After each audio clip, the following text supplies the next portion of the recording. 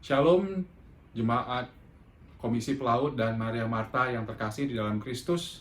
Hari ini kita semua merayakan Paskah. Jadi saya pertama sekali mengucapkan selamat Paskah bagi kita semua. Kiranya kuasa kebangkitan Kristus senantiasa menguatkan, menopang perjalanan hidup kita hari ini dan masa-masa yang akan datang. Sebentar kita akan mendengarkan khotbah pada peringatan Paskah Komisi Pelaut dan Maria Marta ini. Tapi sebelumnya, mari kita sama-sama berdoa. Mari kita berdoa.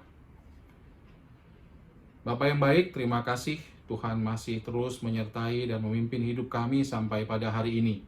Tuhan, hari ini kami memperingati kebangkitan anak-Mu 2000 tahun yang lalu, mengalahkan maut ya Tuhan. Kami yang tadinya tidak punya pengharapan, jadi punya pengharapan lagi, karena Kristus sudah mengalahkan maut. Bapa, kami akan mendengarkan firman-Mu. Tuhan kiranya menganugerahkan Roh Kudus-Mu kepada kami, supaya kami boleh dicelikkan mata rohani kami oleh firman Tuhan, sehingga membawa perubahan dalam kehidupan kami. Berfirmanlah Tuhan, kami siap untuk mendengarkan. Dalam nama Yesus, kami berdoa dan mengucap syukur. Amin. Teks firman Tuhan yang akan kita renungkan pada hari ini diambil dari kitab Injil Yohanes, pasalnya yang ke-19, ayatnya yang ke-28 sampai ayatnya yang ke-30. Yohanes pasal 19 ayat 28 sampai 30. Jika Bapak Ibu Saudara rekan-rekan memiliki Alkitab, bisa membacanya bersamaan dengan saya. Ya, saya akan bacakan, kita semua bisa mengikuti. Yohanes 19 ayat 28 sampai 30. Sesudah itu, karena Yesus tahu bahwa segala sesuatu telah selesai, berkatalah Ia, supaya genaplah yang ada tertulis di dalam kitab suci. Aku haus. Di situ ada satu bekas penuh anggur asam. Maka mereka mencucukkan bunga karang yang telah dicelupkan dalam anggur asam pada sebatang hisop, lalu mengunjukkannya ke mulut Yesus. Sesudah Yesus meminum anggur asam itu, berkatalah Ia, sudah selesai. Lalu Ia menundukkan kepalanya dan menyerahkan nyawanya. Demikianlah firman Tuhan. Berbahagialah mereka yang mendengar, merenungkan, dan melakukan firman Tuhan di dalam kehidupannya. Ada satu majalah konstruksi yang pernah memuat satu artikel sekitar tahun 2014. Artikel yang dimuat oleh majalah konstruksi ini adalah tentang mereka membuat daftar bangunan-bangunan yang begitu lama diselesaikan atau bahkan yang tidak selesai.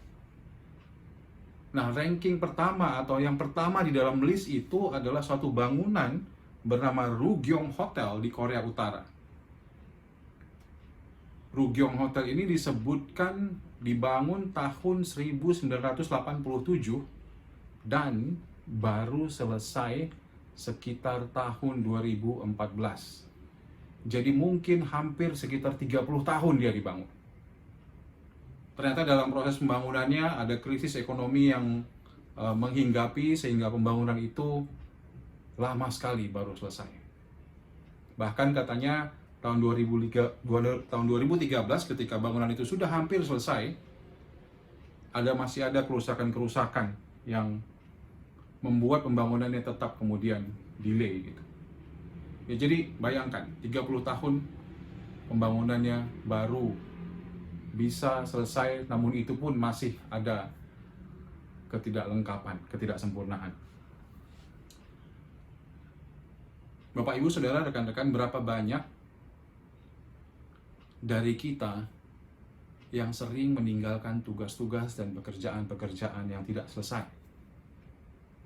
Beberapa hari yang lalu saya melihat ke dalam lemari buku di rumah kami, dan saya perhatikan ada buku-buku yang saya pernah kasih semacam tanda bookmark di dalamnya, yang itu menandakan bahwa buku itu belum selesai untuk dibaca.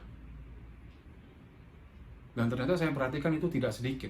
Ada begitu banyak buku-buku yang karena beberapa alasan saya belum selesai membacanya. Tentu sangat tidak enak kalau kita memiliki hal-hal yang belum selesai, bukan? Misalnya, hal-hal yang belum selesai ini bisa mengganggu ritme hidup kita. Misalnya, itu tadi, buku yang setengah dibaca. Kita tidak selesai membacanya, jadi kita tidak utuh mengetahui buku itu menyatakan tentang apa. Atau kalau kita di sini ada yang sering mungkin menulis surat, baik itu melalui email ataupun melalui surat bentuk fisik gitu, kita sudah tulis setengah tapi tidak selesai, dan kemudian jadinya tidak pernah dikirim. Lalu ada orang yang pernah telepon kita dan dia bilang, kamu telepon kembali dong ke saya, ada hal yang penting. Tapi kita tidak pernah menelpon kembali kepada orang itu. Lalu ketika kita pernah sekolah dulu, mungkin ada hal-hal di dalam pendidikan kita yang membuat kita tidak selesai. Lalu hari-hari ini di dalam pekerjaan kita, baik itu di dalam rumah tangga maupun di dalam kapal misalnya, ada tugas-tugas yang tidak kita selesaikan. Dan belum lagi misalnya ada janji-janji yang kita tidak tepati.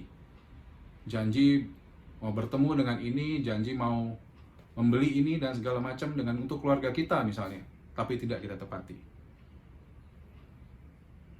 Saya kira kita semua menjalani kehidupan yang dalam banyak sisi meninggalkan jejak-jejak di mana ada hal-hal yang tidak terselesaikan atau tidak terpenuhi dalam kehidupan kita. Betapa sedikitnya dari kita, saya kira ada yang bisa sampai akhir kehidupan dan berkata, saya sudah menyelesaikan apa yang semua ingin saya lakukan. Bahkan, saya berani mengatakan bahwa hanya ada satu orang dalam sejarah yang tidak pernah meninggalkan pekerjaan yang belum selesai. Nama orang itu adalah Yesus Kristus. Dia adalah satu-satunya orang yang bisa sampai pada akhir hidupnya dengan berkata, dengan kejujuran yang mutlak dan total, saya telah menyelesaikan semua yang ingin saya lakukan.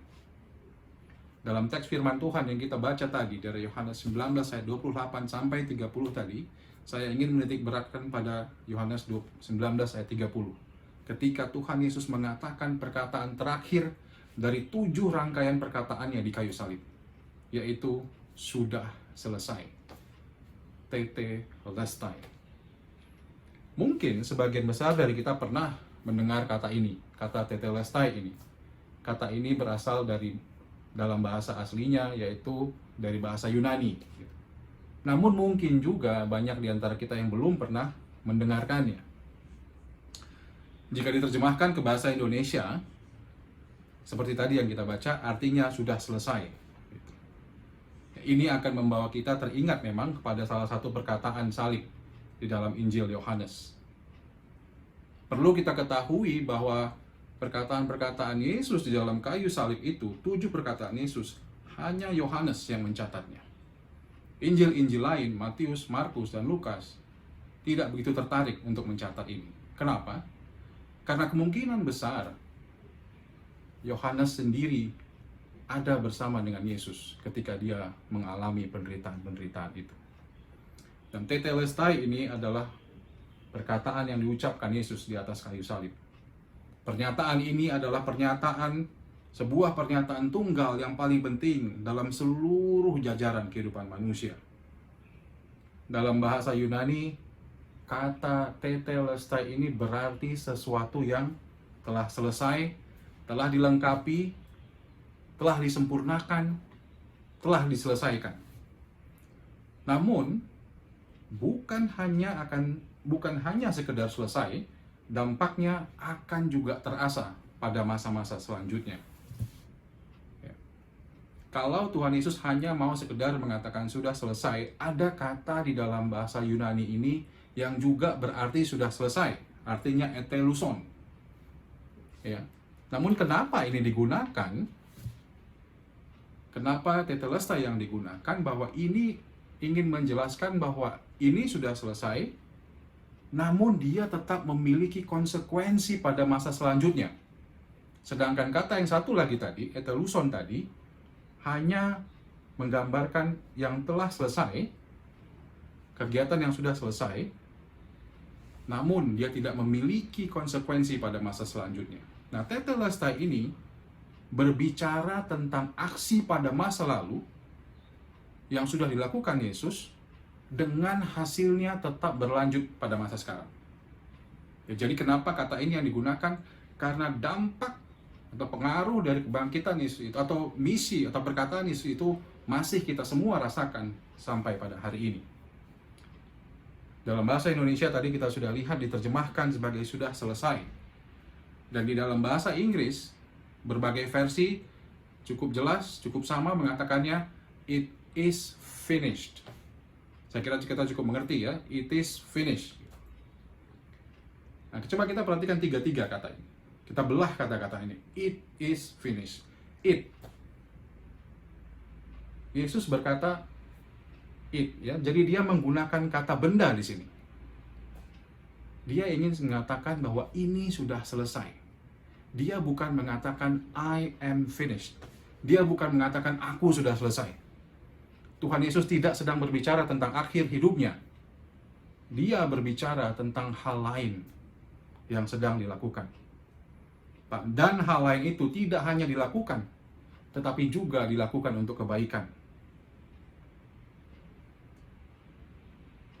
Yang kedua, ini selesai.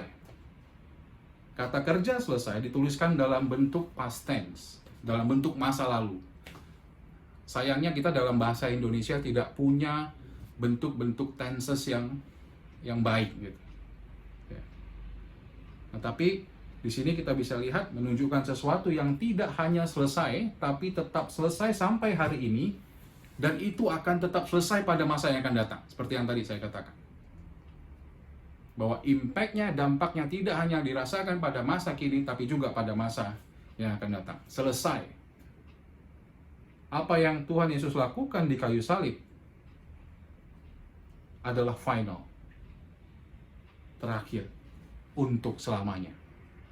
Itu sudah selesai. Jadi apa itu it tadi? It. Ya. Budaya Yunani pada abad yang pertama dan abad yang kedua bisa menolong kita mendapatkan petunjuk di sini.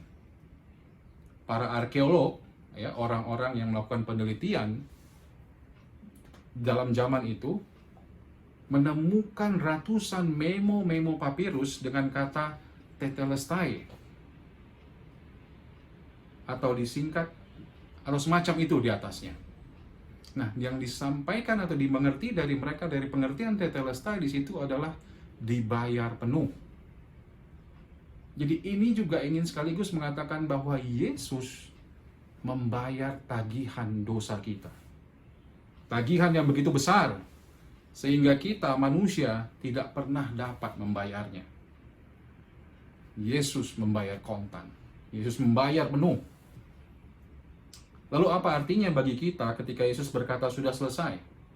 Apa sebetulnya yang Tuhan Yesus bayar penuh itu? Bapak Ibu Saudara, kalau kita mengingat untuk menjawab pertanyaan ini, kita harus mengingat kembali apa misi yang diemban oleh Yesus ketika dia datang ke dunia. Sejak kejatuhan Adam dan Hawa dalam dosa, semua manusia juga jatuh ke dalam dosa, bahkan sebelum mereka dilahirkan. Roma pasal 3 ayat 23 dengan sangat jelas menjelaskan atau mengatakan karena semua orang telah berbuat dosa dan telah kehilangan kemuliaan Allah. Kita semua ketika kita lahir, kita semua sudah mewarisi konsekuensi dosa yang diperbuat oleh Adam dan Hawa itu. Sehingga dalam masa hidup kita berbuat dosa semakin banyak dan semakin jauh dari Tuhan.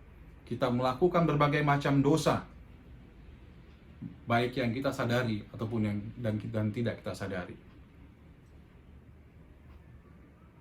Apapun usaha yang kita lakukan tidak akan pernah mencapai standar kekudusan yang telah ditetapkan Allah untuk dapat kembali berdamai dengan Dia dan menikmati kemuliaan bersama-sama dengan Dia.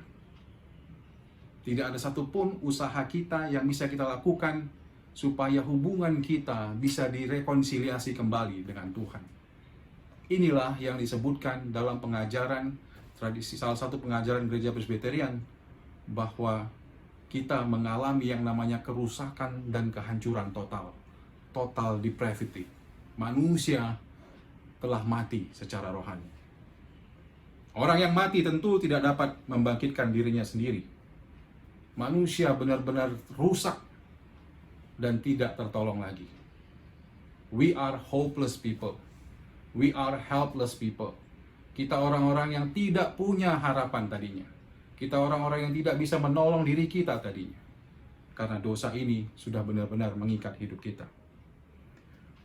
Namun Allah yang Maha Kasih itu begitu mengasihi manusia ciptaannya. Tapi Ia juga Maha Adil. Ia juga menghukum semua orang yang berdosa. Sifat Allah yang Maha Kasih dan sekaligus Maha Adil itu membuat Allah yang penuh dengan kemuliaan itu rela mengosongkan dirinya dan berinkarnasi menjadi manusia Yesus Kristus untuk menerima murka Allah, menggantikan manusia, dan membukakan jalan bagi manusia kepada Allah.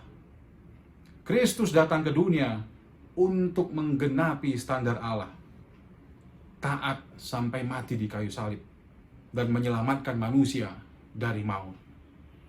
Ia yang tidak berdosa itu menjadi korban penebusan bagi manusia yang berdosa.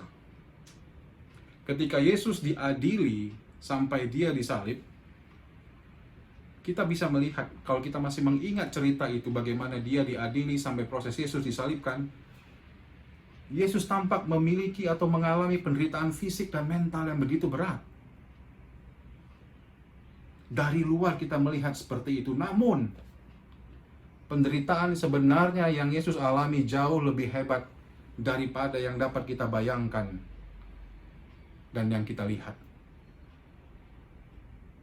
Seluruh murka Allah terhadap umat manusia, masa yang lalu, masa yang kini hari ini, dan masa yang akan datang, ditujukan hanya kepada Kristus. Sebagai perbandingan, seorang manusia akan sangat menderita saat mengalami murka Allah atas dirinya saja. Apalagi saat itu Yesus menanggung murka Allah untuk miliaran umat manusia yang pernah hidup dan akan hidup di dunia. Sungguh sulit membayangkan ini, betapa berat hukuman yang Ia tanggung, yang Yesus tanggung atas dosa yang tidak dilakukannya. Pada saat Ia selesai menjalani hukuman itu, Yesus berteriak, "Tetelestai." It is finished. Sudah selesai. Pernyataan ini bermakna karya penebusan ini telah selesai, telah sempurna, dan tetap berlaku bagi masa lalu, masa kini, dan akan tetap berlaku bagi masa mendatang. Pernyataan tersebut adalah pernyataan paling indah yang pernah diucapkan dari mulut Tuhan Yesus. Sekali saja, namun dampaknya berlaku sepanjang masa. Pernyataan ini adalah puncak, klimaks, dan inti dari karya keselamatan yang diberikan Tuhan Yesus kepada kita. Pernyataan ini merupakan seruan kemenangan terhadap jerat dosa yang telah turun-temurun mengikat manusia. Ia telah sempurna dalam menggenapi karyanya menebus dosa manusia. Manusia telah diperdamaikan dengan Allah dan telah diangkat dari dalam maut kepada hidup.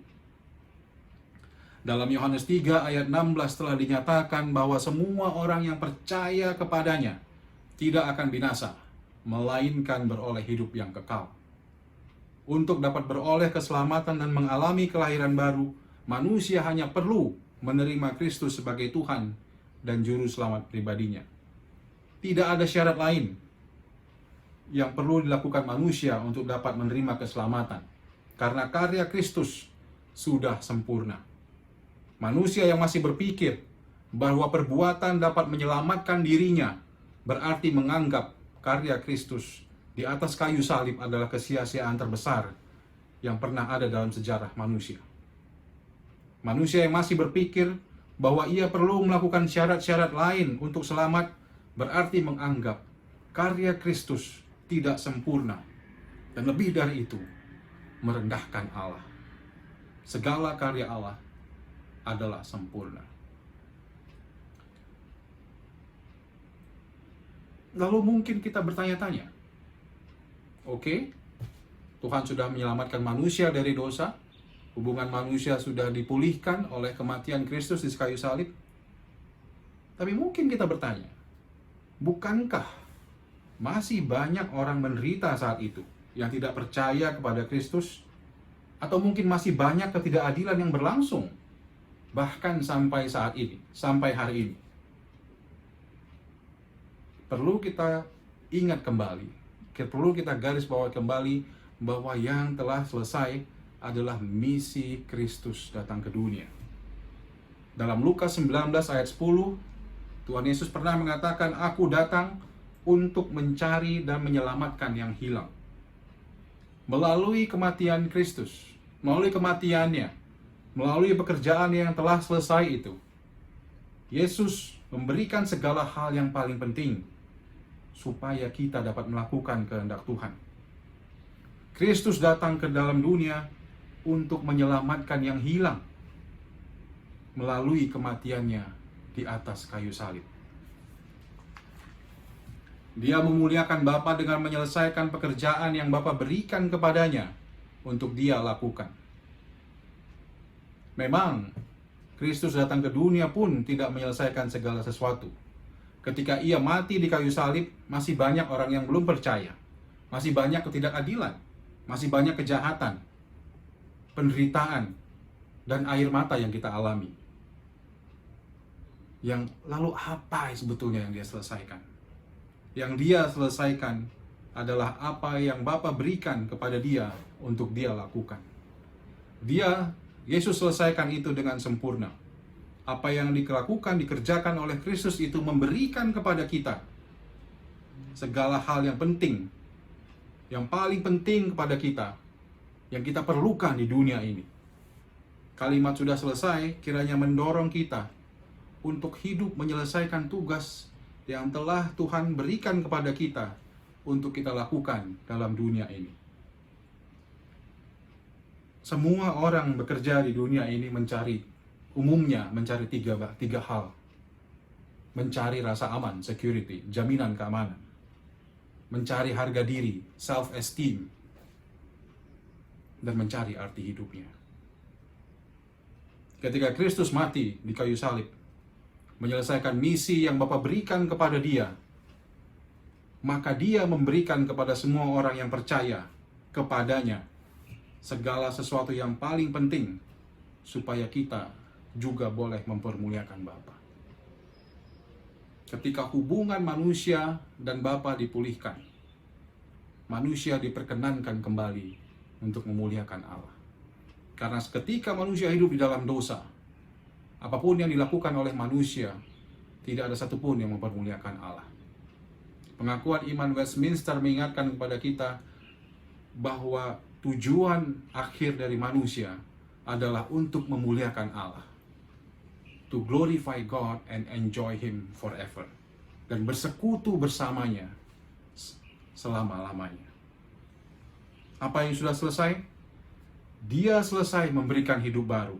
Hidup kekal yang tidak mungkin binasa kepada semua orang yang percaya kepadanya. Ini adalah jaminan keamanan yang pasti. Karya keselamatan Kristus pasti digenapi secara sempurna sampai kita bertemu muka dengannya satu waktu nanti. Tidak ada satupun yang dapat memisahkan kita daripada kasih Allah. Yang sudah selesai adalah ketika kita beriman di dalam Kristus, kita menjadi manusia baru. Kita diadopsi menjadi anak-anak Allah. We are the children of God. Anak-anak Allah yang dikasihi Bapa dengan kasih-Nya yang ajaib. Ini adalah harga diri kita yang sungguh berharga. Karena kita telah dikasihi Bapa dengan kasih yang tidak akan pernah luntur, dengan kasih yang kekal. Yang telah diselesaikan juga melalui firman kepada Kristus, melalui beriman kepada Kristus, adalah pekerjaan yang sangat penting yang telah diberikan kepada kita, yaitu pekerjaan yang bernilai kekal. Sewaktu kita bekerja di dalam dunia ini, bukan hanya bekerja memberikan manfaat bagi orang-orang di sekeliling kita, tapi pekerjaan kita berkait dengan kehendak Tuhan, berkait dengan kekekalan, berkait dengan kemuliaan daripada Allah. Kalau pada hari ini kita merasa pekerjaan kita di dalam rumah tangga atau pekerjaan kita di setiap kapal tidak berarti, pekerjaan kita hanya seolah-olah kita datang ke Singapura untuk mencari uang, memenuhi kebutuhan hidup kita dan keluarga, mungkin sudah waktunya kita merubah pemikiran itu. Pekerjaan yang kita lakukan, apapun yang kita kerjakan hari ini, berkait dengan kekekalan, berkait dengan kemuliaan yang datang daripada Allah.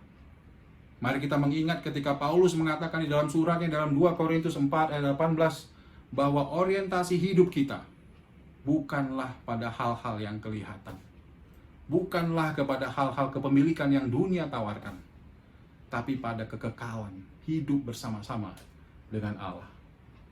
Yang sudah selesai adalah Kristus telah memberikan hal-hal yang paling penting dalam kehidupan kita. Dengan Kristus mati menggenapi rencana Bapa baginya. Biarlah ini mendorong kita sebagai anak-anak Tuhan, melihat kepada Kristus dan melihat apa yang telah Dia kerjakan bagi kita.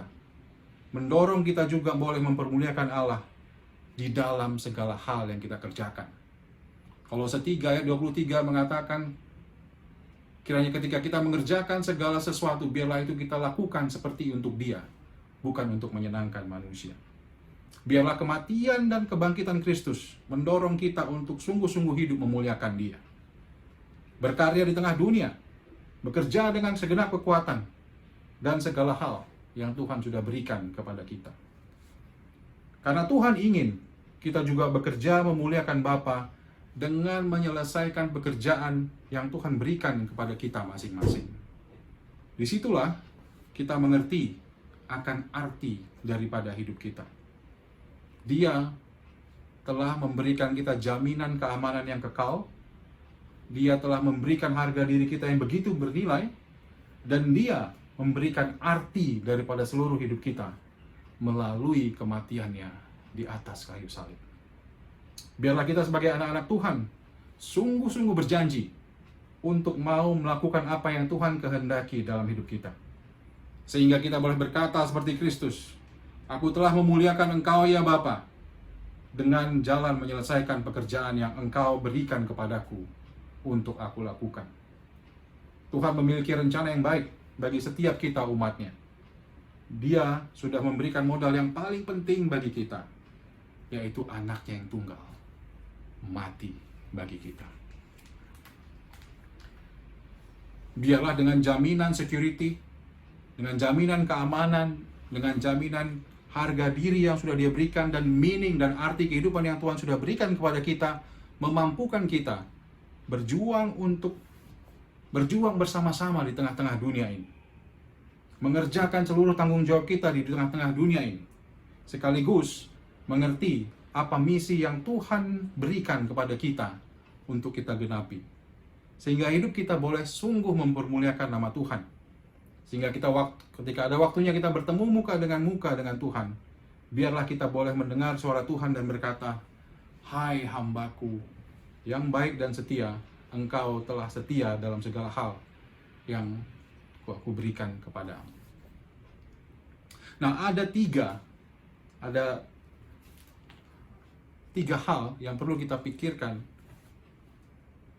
atau yang kita bisa sebagai poin yang kita bisa bawa pulang, atau kita pikirkan dalam hidup kita sehari-hari dari poin perkataan Tetelestai ini. Yang pertama, kita harus menjalani kehidupan dengan tujuan. Harus ada tujuan yang jelas bagi kita ketika kita menjalani hidup ini. Kita datang ke Singapura bukan karena tidak punya tujuan. Apapun pekerjaan yang kita lakukan harus ada tujuan di dalamnya. Kalau Yesus tidak memiliki tujuan, kata-kata sudah selesai tadi akan memiliki makna yang kecil. Dia tidak berbicara tentang kehidupannya di bumi yang telah selesai pada kenyataannya. Hidupnya tidak memiliki awal dan tidak memiliki akhir. Sebaliknya, ia berbicara tentang apa yang telah diperintahkan oleh Bapa kepadanya untuk dilakukan.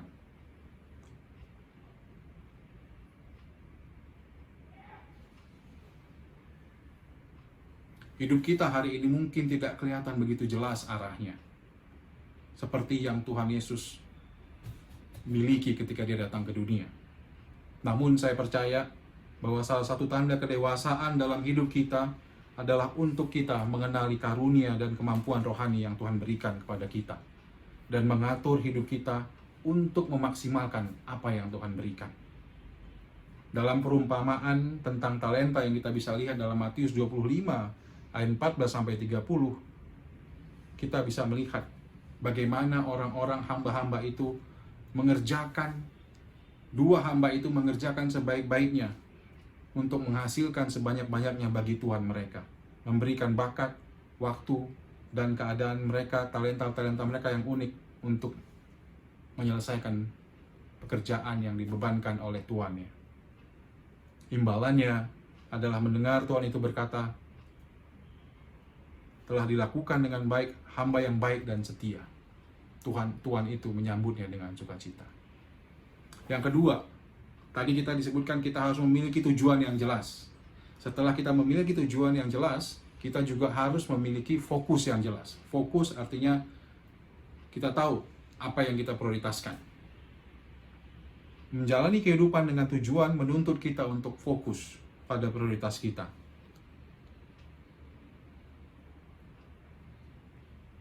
Kalau kita ibaratkan seperti orang yang menembak, ya, kalau pernah melihat pertandingan orang menembak misalnya, dia harus tetap melihat sasaran itu. Target itu harus dia lihat supaya dia bisa menembak ke tepat ke tengah sasaran di tengah-tengah. Gitu. Fokus. Fokus artinya kalau kita tahu ini sudah yang mau kita kerjakan, kita juga berani menolak hal-hal yang tidak penting, yang tidak perlu, sesuai dengan tujuan hidup kita. Kalau ada hal-hal yang bisa mengganggu kita dari tujuan hidup kita, yaitu memuliakan Tuhan, mari kita tidak melakukannya lagi. Kalau hari ini kita masih suka membicarakan orang lain, kalau hari ini kita masih suka melakukan perbuatan-perbuatan yang tidak baik, baik itu di kapal maupun di rumah tangga, berbohong, atau melakukan hal-hal yang negatif, mari kita ubah. Hal-hal itu tidak membawa sedikit pun manfaat kegunaan bagi kita semua. Mari kita memiliki fokus yang benar untuk memuliakan Tuhan. Mari kita semua tidak terdistorsi, tidak terganggu oleh hal-hal lain yang ditawarkan dunia. Hari-hari ini, kenapa fokus kita sering kali terganggu dari memuliakan nama Tuhan? Karena begitu banyak tawaran yang diberikan dunia. Kita terjebak dalam ilah materialisme dan konsumerisme sekarang. Kita seolah-olah diarahkan untuk membeli barang sebanyak-banyaknya. Kita seolah-olah diarahkan untuk menggunakan barang sebanyak-banyaknya. Sehingga itu bisa menarik pusat hidup kita daripada Tuhan. Sehingga itu bisa membuat kita kehilangan prioritas kita daripada Tuhan. Punya tujuan yang jelas, punya fokus yang jelas, dan yang ketiga, menjalani hidup dengan ketaatan. Untuk kita dapat menyelesaikan, untuk kita dapat mengatakan tetelestai, untuk kita dapat mengatakan sudah selesai, seperti yang Yesus lakukan, hidup kita harus ditandai dengan ketaatan. Yesus adalah Tuhan, tapi dalam kehidupannya di bumi, ia rela menuruti kehendak Bapanya. Dalam Filipi 2 ayat 8 kita membaca, dan dalam keadaan sebagai manusia, ia telah merendahkan dirinya dan taat sampai mati, bahkan sampai mati di kayu salib. Dalam Galatia 2 ayat 20 dikatakan, namun aku hidup, tetapi bukan lagi aku sendiri yang hidup, melainkan Kristus yang hidup di dalam aku. Dan hidup yang kuhidupi sekarang di dalam daging adalah hidup oleh iman dalam Anak Allah yang telah mengasihi aku dan menyerahkan dirinya untuk aku. Ketaatan adalah kebalikan dari tindakan yang sebebas-bebasnya. Itu berarti hari ini kita diajak untuk hidup dalam ketaatan kepada Tuhan. Bukan hidup untuk memuaskan keinginan kita sendiri. Untuk mengambil kemuliaan semuanya bagi diri kita sendiri. Kita dipanggil untuk hidup taat kepada Tuhan. Yang keempat, tadi berfokus, punya tujuan yang jelas, fokus yang jelas, hidup dengan taat. Yang keempat, kita harus bersedia menderita untuk mencapai tujuan Tuhan bagi kita. Akhirnya, untuk sampai kita bisa berkata sudah selesai, kita harus rela menderita untuk mencapai tujuan Allah bagi hidup kita. Tuhan tidak menjanjikan hidup kita adalah hidup yang smooth mungkin. Hidup yang lancar dari kita kecil sampai kita hari ini. Bahkan ketika kita bekerja hari ini mungkin ada banyak hal-hal yang tidak menyenangkan. Ada hal-hal yang membuat kita malu, marah dalam pekerjaan-pekerjaan kita. Atau mungkin ada hal-hal dalam keluarga kita yang mengganggu hidup kita. Tapi ingatlah bahwa di dalam setiap penderitaan, kesulitan-kesulitan hidup yang kita alami hari ini, tidak pernah Tuhan mengabaikan umatnya. Kita semua disebut anak-anak Allah. Anak-anak yang mengalami kasih Allah. Anak-anak yang tidak akan pernah dibiarkan jatuh oleh Allah. Anak-anak yang akan selalu ditopang oleh Allah di dalam segala kehidupannya. Kalau hari ini kita kalau hari ini kita dipanggil untuk menderita demi tujuan yang Tuhan Allah berikan dalam hidup kita, mari kita menerimanya dengan rela. Untuk menyelesaikan rencana Bapa bagi kehidupan kita. Dan ketika hidup kita berakhir,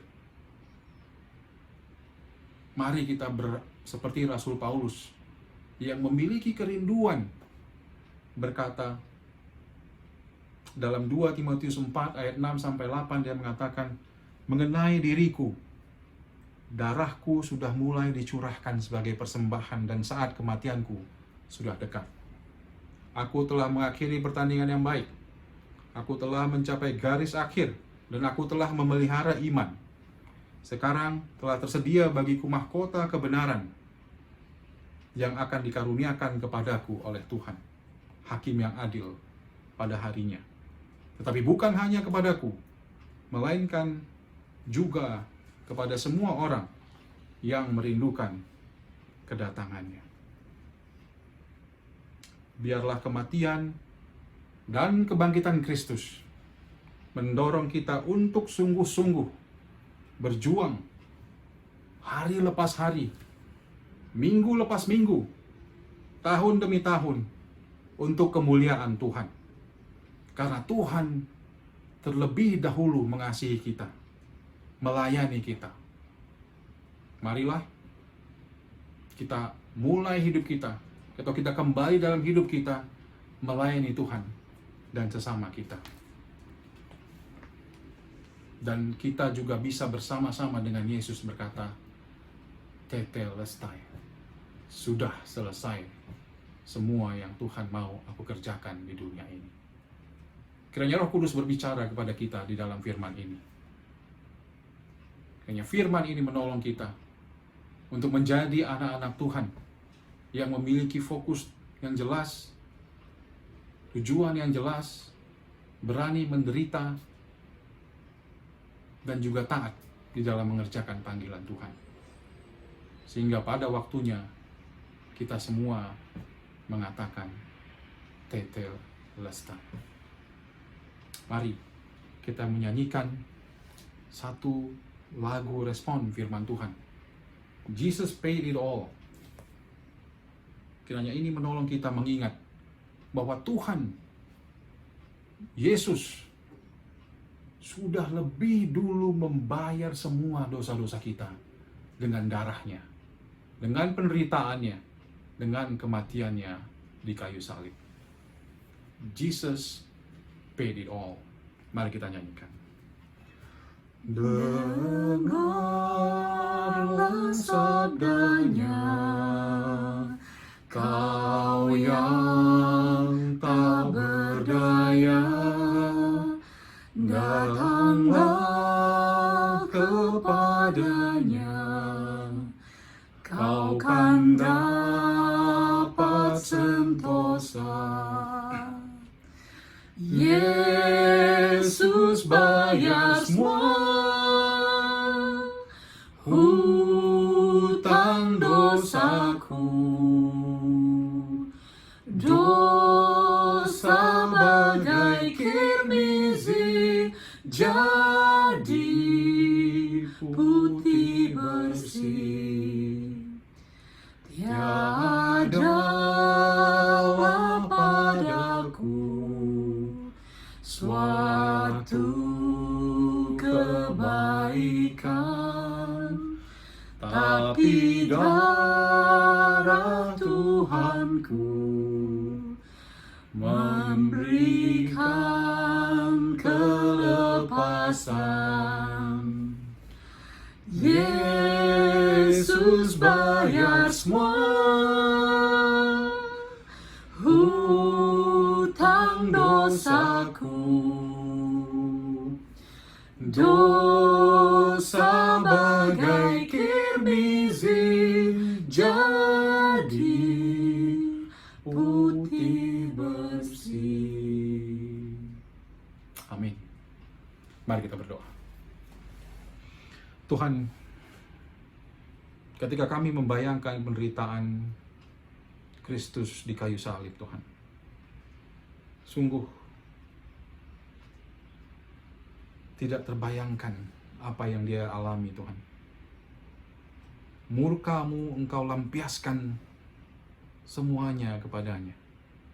Murka orang-orang yang terlebih dahulu hidup dari sebelum kami.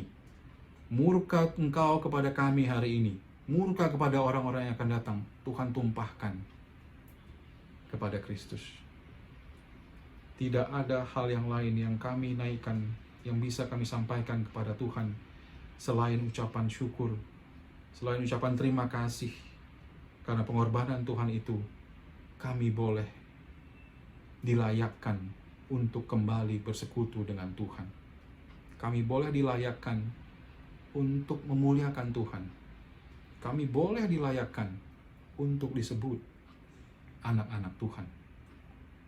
Bapa, pada hari ini, biarlah kami juga menjadi anak-anak Tuhan yang dengan sungguh-sungguh memiliki tujuan yang jelas, fokus yang jelas, prioritas yang jelas, menjalani hidup kami dengan taat penuh kepada Tuhan, serta kami juga siap untuk menderita di dalam berbagai hal yang mungkin terjadi dalam hidup kami. Tuhan, tolong kami supaya kami dengan jelas tahu apa makna hidup kami di dunia ini. Supaya pengorbanan-Mu bagi kami tidak menjadi satu hal yang sia-sia, Tuhan. Engkau sudah memberikan kami jaminan keamanan, jaminan nilai hidup kami yang Engkau kembalikan lagi, Tuhan. Biarlah kami juga ditolong menghayati hal-hal tersebut dan menjalani hidup kami hari ini dengan sungguh-sungguh, dengan penuh takut akan Tuhan. Terima kasih Bapa untuk firman Tuhan. Kiranya di dalam segala sesuatunya ada momen di mana Tuhan mencelikkan mata rohani kami dan hidup kami boleh diubahkan. Sehingga ketika kami selesai mendengarkan firman ini, kami kembali dalam hidup kami menjadi anak-anak yang diperbaharui pemikiran kami, diperbaharui hati kami, diperbaharui tindakan kami, sehingga kami menjadi anak-anak-Mu yang mau memuliakan Tuhan di dalam seluruh kehidupan kami. Terima kasih ya Bapa. Dalam nama anak-Mu Tuhan Yesus, Juru Selamat kami yang hidup, kami sudah berdoa. Amin.